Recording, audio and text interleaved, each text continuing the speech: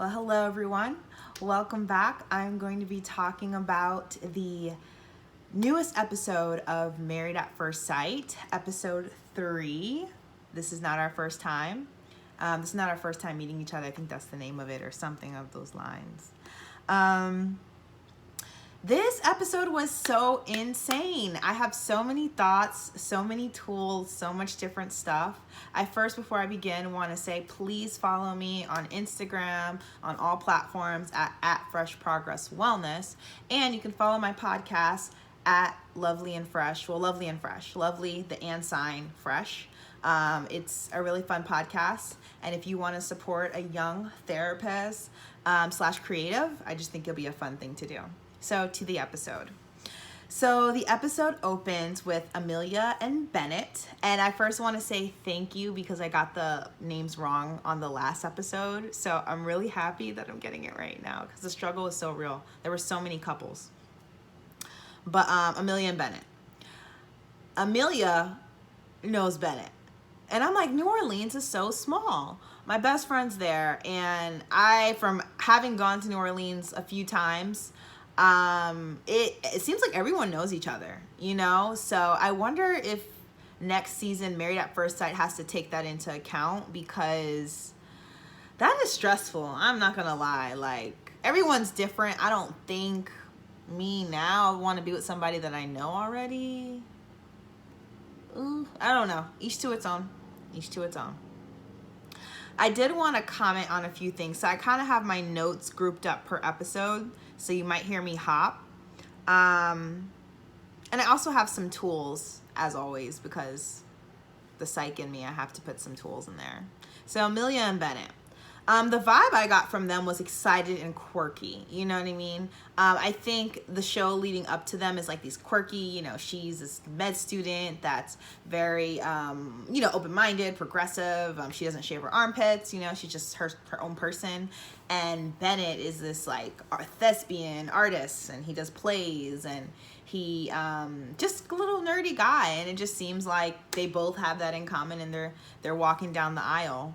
I did really like Bennett's vows. Wedding vows are a little, and I'm romantic. I mean, I know on my videos I probably don't come off romantic. I don't know. Probably my podcast because I have a lot of relationship stuff, but I guess it's just I'm a bit more of a realist, and then that with like any sort of couple psychology training and family and marriage counseling, you really just learn a lot of disillusionment, so it kind of teaches you to kind of reel it in a little bit. But I did like Bennett's vows. He said a part about, I promise to affirm you wholeheartedly, and I promise to share in the joy of life. You know, it's like, I was like, oh, that's so quirky, that's so corny, blah, blah, blah. But I think that's nice. And I think that piece about being affirmed wholeheartedly. I think deeply about the relationships in our lives, and you think about who has fully affirmed you wholeheartedly, and you only have a handful of people. And I think you're going on the right path in terms of marriage, in terms of dating, in terms of having a respectable relationship, if two people really believe in that affirming each other wholeheartedly. And that also doesn't mean just letting you get away with things because you want to. That is definitely not the case. But I do think it speaks to supporting, validating, forgiving, trusting, right? All those heavy words that we struggle to hold because usually before you get married or before you move into dating, it's just you, yourself, and you. So it's interesting, and I just really like those vows. I don't know if I was the only one. Comment below if you really like that.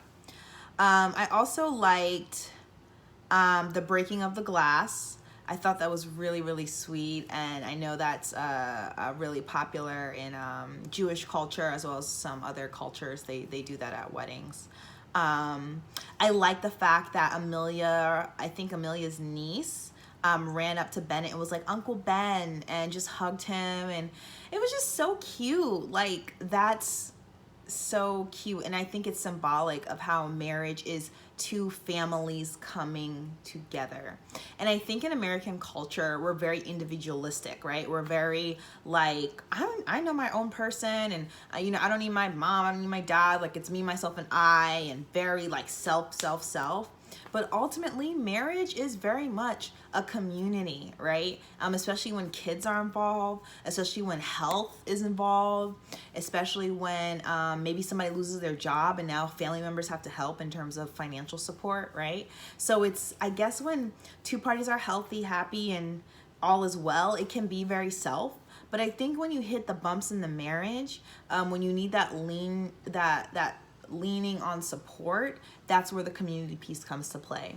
And I think her just hugging him and it's like Uncle Ben, it's like, that's how marriages are. That's how family is. And I think it's just an interesting thing to keep in mind, and just know that, you know, marriage is a combining of families. And I think we sometimes forget that. We think about the love. We think about the wedding, right? We don't think about the marriage. So I encourage you, think about the marriage, not just the wedding, guys. Not just the wedding. Bennett cracked me up. He made a statement, I'm culturally vegetarian. I'm vegetarian, so I was like, oh, culturally. Okay. But he says, I'm culturally vegetarian, and he said mussels and clams do not receive pain, which is very funny and interesting. But I will say Amelia reminds me a little bit of myself in a sense that she gives me very like sapiosexual vibes, very like your mind matters. I really need to know you. I need to really see where your head is at. And I think that's so alluring. And I like the fact that they're showing that on this show, right? Of course, we all have things we're attracted to. And I don't get me wrong, chemistry is important. I'm of the, you know, strong belief that like communication, compatibility, and I'm missing one. Communication, compatibility, and chemistry are like the three really big pillars. And I think all of them are important, you know, and I think sometimes you're in some circles where it's like compatibility and you don't need to looks and chemistry is not important. Okay. But then the other circle, it's like chemistry is everything. You guys need to look good together. And it's like we have nothing in common. So it's like a balancing of sorts. But I like the fact that in this season, you know, you are seeing that mental stimulation, right? And, you know, there's this old quote, I think, that says like sex is everything, you know, but it's like sunset, or, you know, I don't know. I don't want to get too artsy or philosophical, but it goes a little bit into that. I feel like I see that with Bennett and Amelia, that mental gymnastics and embrace, and just really enjoying each other's company and enjoying each other's minds. So I think that's good representation. And I don't think we get that as much, right? I think we get a lot of chemistry, but I think sometimes we do miss out on the mental part. So the next part that I thought was really good, okay, I hope I'm not missing out on anything. Christina,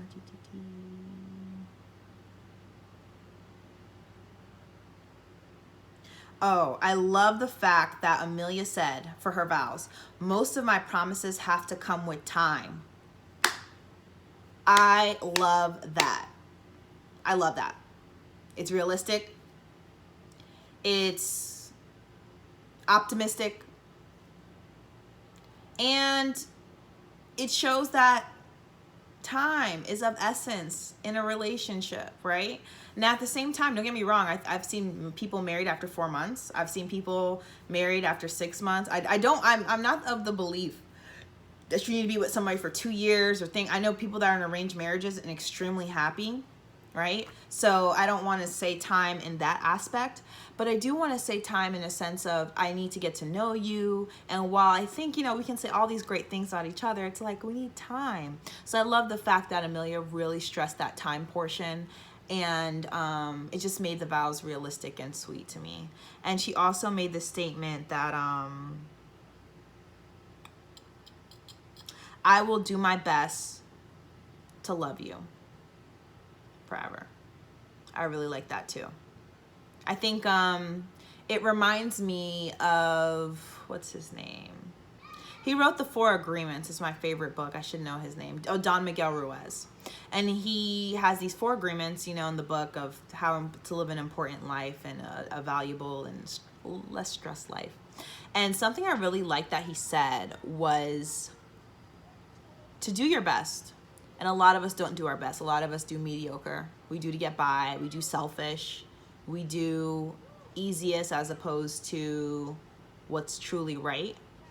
So I think when I think of that quote about doing your best, I think of that. I think of the vow. You know, I would do my best to love you forever. And I think doing your best is so important. And I think when you sit with yourself and you look at your work, you look at your productivity, you look at your friendships, you look at your platonic and romantic relationships, I think you see a piece of aspect in terms of, am I really putting 100%? Am I really putting 50? Did I really, you know, what percentage am I really putting in?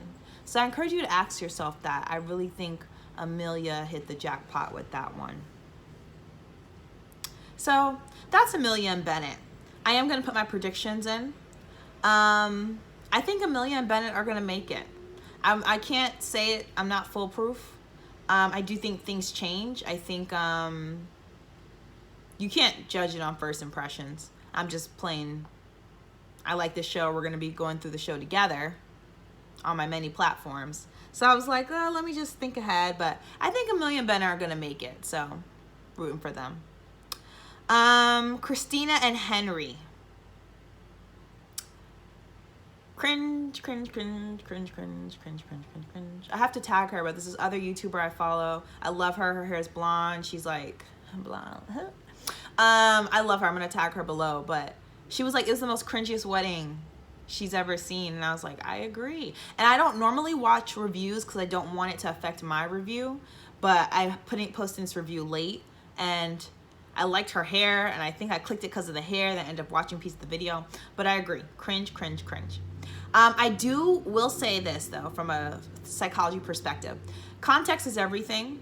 And you have what you think you would act like and what you really act like. I think they both might have been nervous. I think this is a reality show, so a part of me does think have they chopped up certain pieces to make it look a certain way. And I'm also thinking of, you know, people have different expression levels. It was interesting to me to see Henry kind of so muted and so internal. I think I saw him way more expressive and happy and really joyful in his confessionals and with his friends than he ever was with Christina. But I will say people are different context-wise. We're not the same way with our friends. We're not the same way as we are with our partners, you know. Some people are just very different, you know, and some people internalize or express anxiety in different ways. I will say this season, showed more empathy. I had more empathy, I guess, for the people. It really showed a lot of nervousness and anxiety. I think the other seasons there was nervousness, but maybe they had more time. Maybe they didn't feel as rushed. The other seasons kind of seemed like we're doing this, we're scared, but we're going to get married. Yay. This season was like, yeah, I'm going to do this, but I don't know. A lot of that ambivalence. And I think that's realistic. And I do like that. And I think people can know each other for years and still have that same ambivalence. So I really like that. And I think we saw a lot of that this season. I thought there was seriousness in the body language. But as I said, everyone expresses anxiety, expresses nervousness in different ways. Christina. I did think she looked beautiful. I don't know, she gave me like 70s Elvis Presley, Graceland wedding vibes, Lana Del Rey. I loved it. I thought Christina looked amazing. Attitude-wise, getting to know a man that you just married-wise, I was not a fan. There was this one moment where they're sitting down and, you know, they're at the head of the little wedding reception and everyone's talking. And he's trying to get to know her. He's, like, talking about life and stuff. And she's like, oh, my God, I forgot my earrings. Imagine her hair is long like this. Her hair is long. Her boobs is longer. But, like, even right now, I have long hair. You guys can't tell I'm wearing diamonds right now. But I am.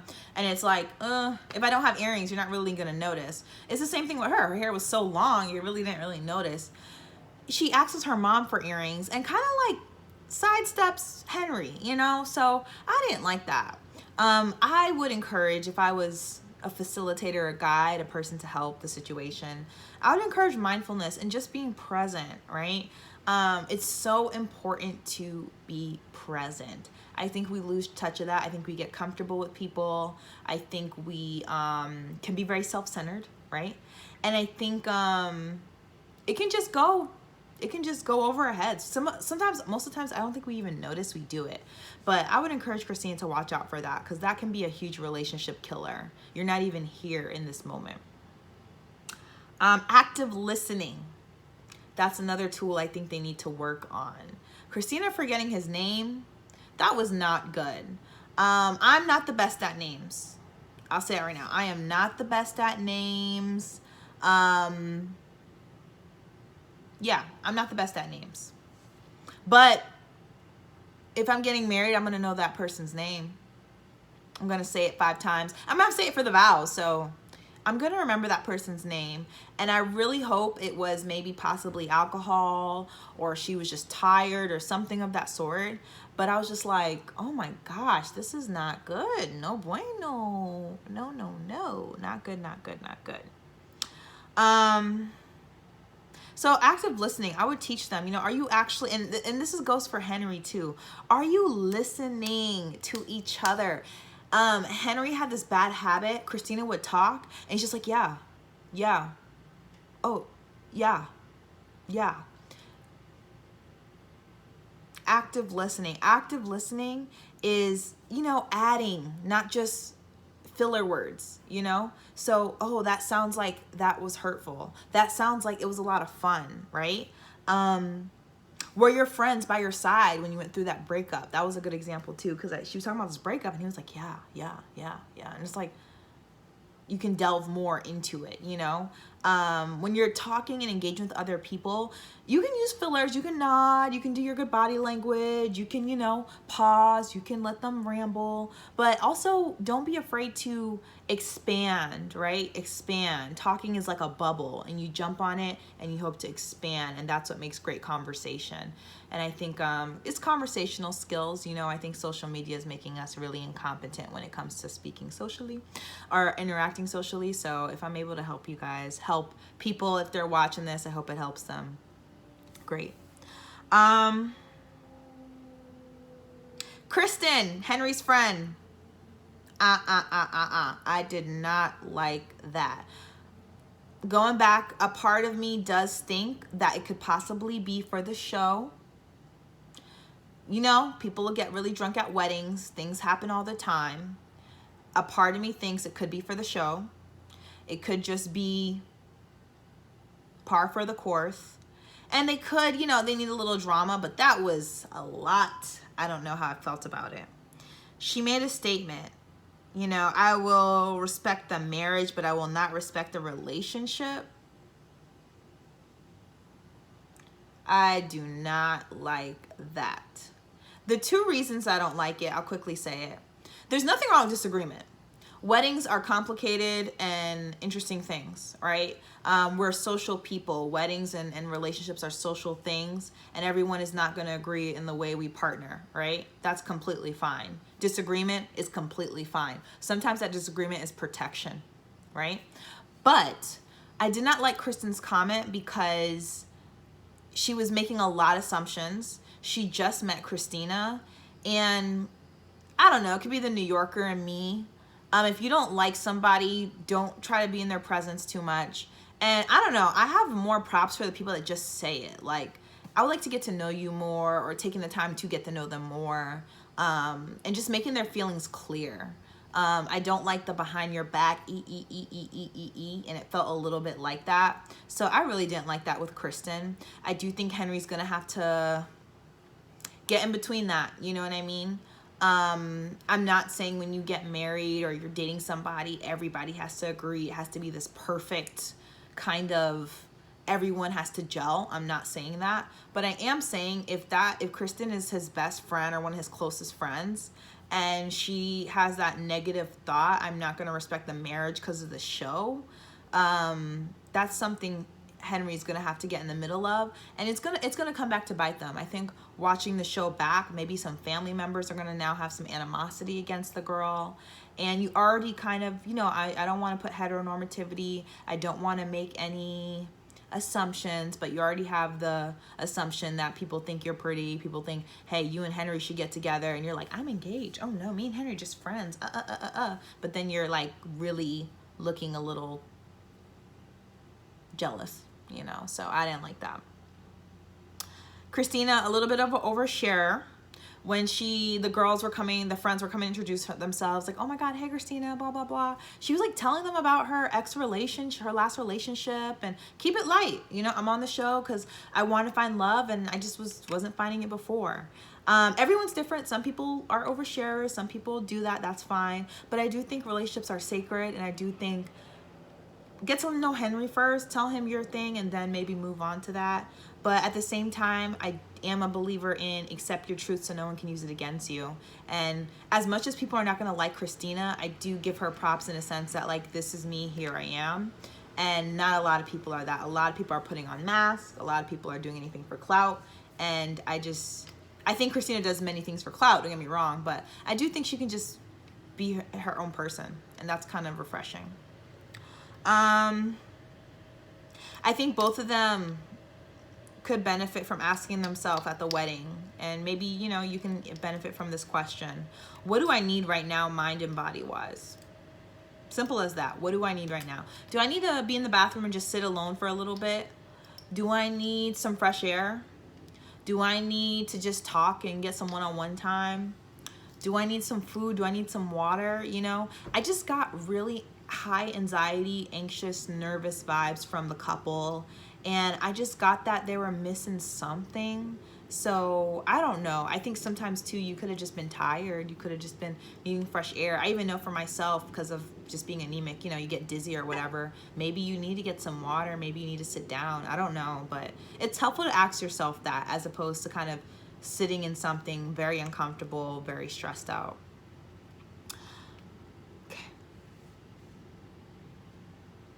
Karen and Miles.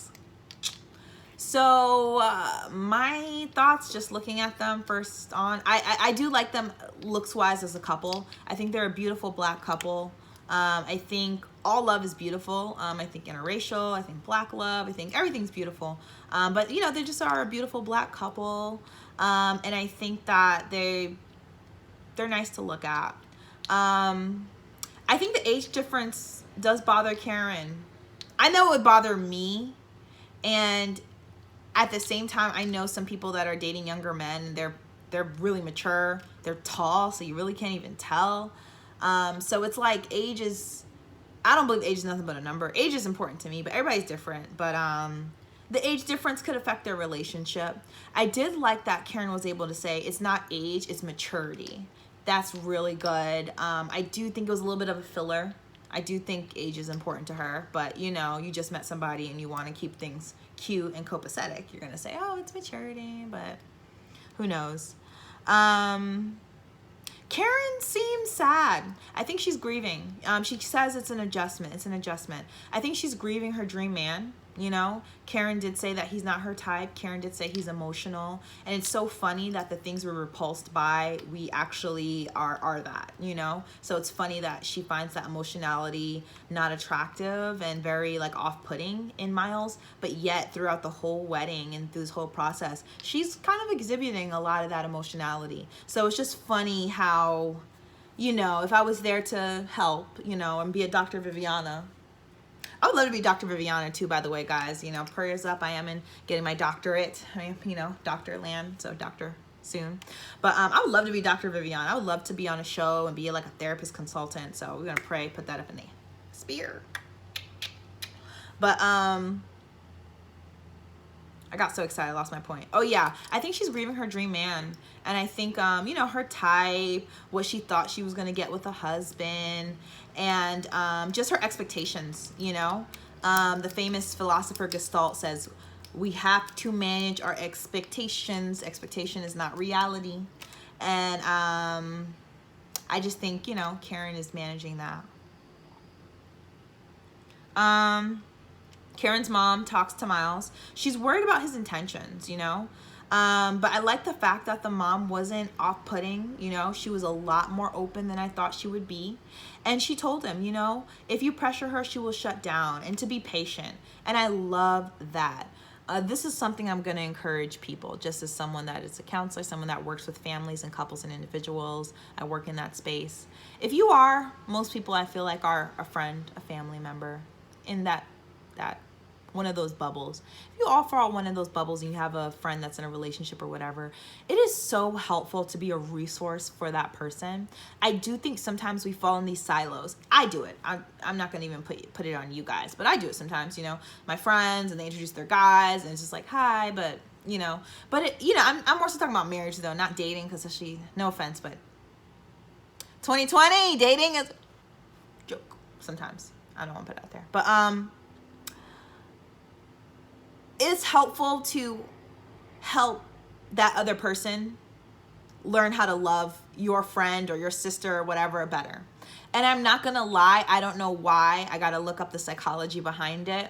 There's something about someone telling you something rather than your partner, you know? I wonder if Karen was the one that was like, you need to be patient, you know? I don't like a lot of pressure.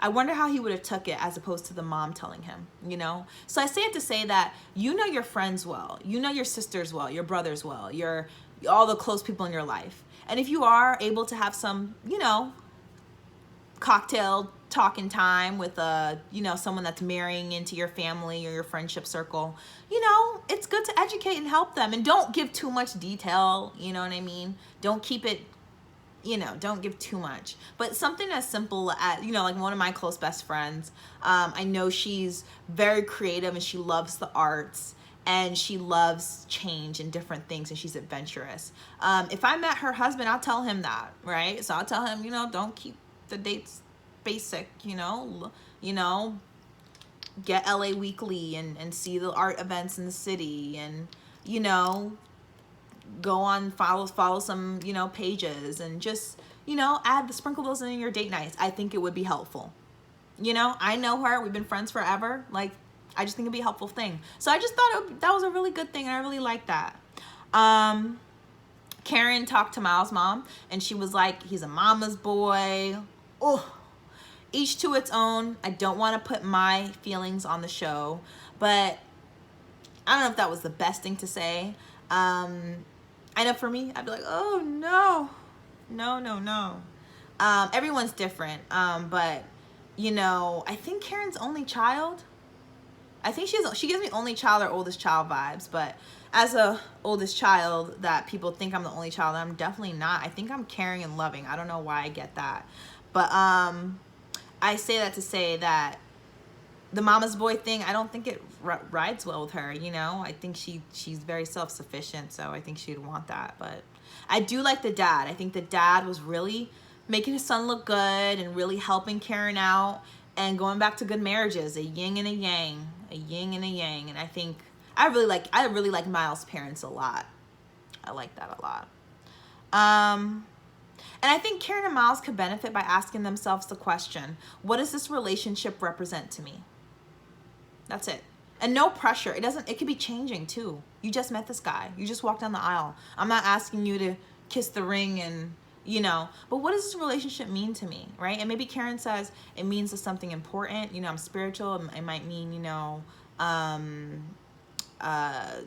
relationship in which the state's involved, and I'm going to try and work my best. And right now I am emotional, but I think I'll try talking about it later on the phone with my mom, and I think I'll try to enjoy, you know, what's left of a wedding, because it's so important. So I don't know, I just think it's a helpful question that they can ask themselves.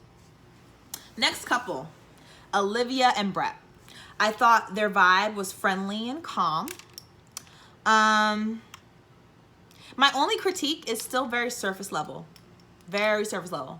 Cats, they both work out. They say they're attracted to each other, but it still seems very surface level compared to the other couples. And it's very interesting in seeing Brett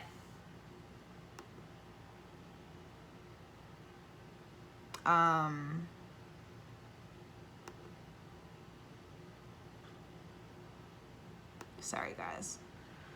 Yeah, so back, I'm sorry. My notes was thing. It's still very interesting to see Brett like mute himself. Not mute, but see him, a different aspect of him. I think the bachelorette party Brett and the Brett we see now, very interesting. But going back to it, Brett could also just be the type that internalizes differently, expresses very differently.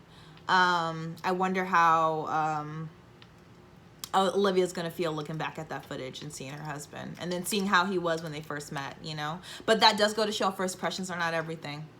Sorry. I think the only two things I would encourage with Olivia and Brett is where in the circles of interdependency do they overlap? You know, I think Olivia has her Lil Wayne, cats, friendly, very wholesome, homey vibe. And I think Brett has his very active, sarcastic, boys, family side. I just think, where do they overlap? I think I'm seeing two different circles. I'm not seeing too much of this, you know, so maybe just seeing where they overlap. And who are they outside of the relationship? I think when I hear them talk about each other, it's still so surface, and I think adding those elements of outside in the relationship would be helpful.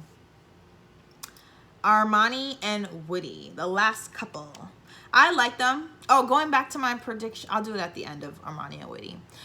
Woody is happy and invested. I like the enthusiasm. The guys this season, good, but I need some enthusiasm. I need some gusto. I need some, I'm excited to be married. I don't know if it's anxiety. I don't know if it's the nervousness. I don't know if it's like socialization and with what does a wedding mean to a woman and a man and blah, blah, blah. But I need some enthusiasm. I don't know. I like high energy. So I like that with Woody. I feel like with the other men, you know, I mean, you know, let's see, I think Bennett has that enthusiasm. I do like that. Miles, I see it, but Miles is also a lot of self-questioning, and I don't know Miles. I can't read Miles right now, but I like Woody, and I think Woody really, you know, I liked Woody after this episode. I love the dads and the family relationship. I do want to stress to everyone watching this and everyone listening, family helps. I repeat, family helps. I think it just helps, you know, and going back to what I said earlier about Karen and Miles and being a good friend and helping your friends and family member and their partners teach them how to love their partner better, you know, and I just really saw that in this episode with them. I think a question for Armani and Woody, but more so Woody, is what were your examples of love growing up? And I know he mentioned that he didn't have his father. And, you know, unfortunately, it's for a lot of black men in our community and black women, you know, it's an issue. But I do think it's getting better statistically, which is awesome. And I do think that a lot of great men are paving the way. And I love my dad, and I think he's amazing. I think he's paving the way. I think my brothers are great, awesome black men that are paving. So I don't know. I think it's changing. God bless. But I do think asking yourself how you saw love is important. And the power of and. I think for Armani and Woody, I think Armani is saying in her head, I'm protecting myself. I don't know why. I see Armani happy, but I see a lot of protection. I see a lot of holding back. I see a lot of, and I don't blame her, you know, we're supposed to guard our heart. But I want her to use the and, right? I'm protecting myself and I'm happy. I'm protecting myself and I'm really optimistic for me and Woody. I'm protecting myself and I don't want to embarrass myself falling for a guy who might hurt me like the guy that had the baby on me in my last relationship. So the power of and is very good for my couples out there. And Woody, I think Woody is thinking, I find you attractive. I find her attractive. I'm ready. I get very high testosterone vibes from Woody. But, you know, Woody, it's not just you find her attractive, you know, but, you know, I find her attractive and I know I need to be patient. I find her attractive and I know she might take a little time opening up. I find her attractive and, you know, I might need to slow down a little bit on the flirting and be a little bit more on the friendship side, right? Everybody's different, and I think learning each other's erotic hotspots and of what does it for people is so important. Shannon Boudram, I think that's her name. She has a really good video too on, I think, erotic hotspots, or what's it called, like sexual, like emotional turn-ons or something. And it was really good. I gotta find it and put it in the description box below. But it's really good. I would look it up and see if you find it. But she talks about different things that turn people on. And it's not, you know, it's not sexual things. Like, I think one of them that spoke to me is like a clean space. cleanliness, you know what I mean? Or another one is mine, friendship, laughing, you know what I mean? You'd be surprised that, going back to it, like the non-physical. So that's what I would encourage with Armani and Woody. But it's interesting to see where the episodes go. I'm excited for the honeymoon. I'm excited for the ladies to meet. I do hope they have a sisterhood. I got a sisterhood vibe last season, which I loved. I don't get that vibe this season, but we'll see. But I did like that with last season. I did feel like all the women were rooting for each other and they really had that girl power. And I'm so here for that. Predictions. Amelia and Bennett, yes. I think they're going to make it. Christina and Henry. No, but yes. I don't think they're going to make it, but I also don't see Henry as a disagreeable person. I don't see Henry as a I'm going to flip the table, I can't take this anymore person. And I do see Christina as like by any means necessary. So I don't know. Maybe more functional than emotional. I don't know. Karen and Miles. I don't know. I do not know.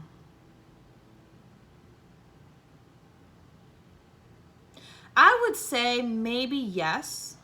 I would say I like the fact with Karen and Miles. Miles has a good example.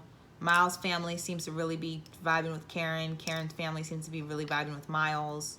And I like the fact that the mom said, I was surprised he went on this show. He plans everything. He's a planner. He's very, you know, diligent and studious. And Karen, same thing. That's what her mom said. So they might be a lot more similar than different. And I will say first impressions change.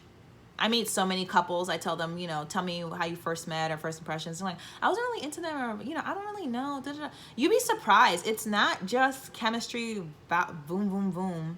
And a lot of times it's timing, it's circumstance. Love is confusing. So I'd say yes for them. Olivia and Brett. I'm gonna say no, but I could also see a Jamie and a, what's her name? I forgot her name. She's from last season with the red hair. I get that vibe from them. But I could see, I would say no. I could see Olivia saying, sorry, but this is not it. And Brett, I don't know. Everyone's different. I'm not a big sarcasm person. And I didn't like how he answered, like, oh, you can't quantify that. You know, it's a simple question. Why didn't your last relationships work? Like, you could even, you know, I don't know. Armani and Woody, I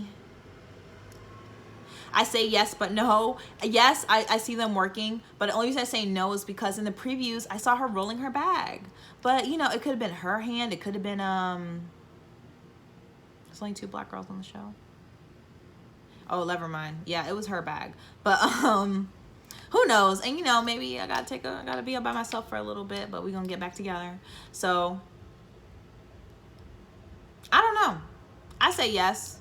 But I also could say no because, too, the friends were like, I don't see you getting married. And that's, to me, not a good sign. I get Woody, you know, liking the dads. I get Woody finding his wife attractive. But it goes back to values, you know. Maybe your friends don't see commitment value in you.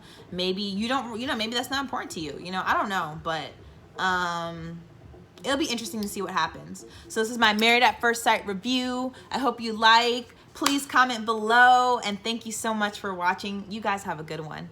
Bye.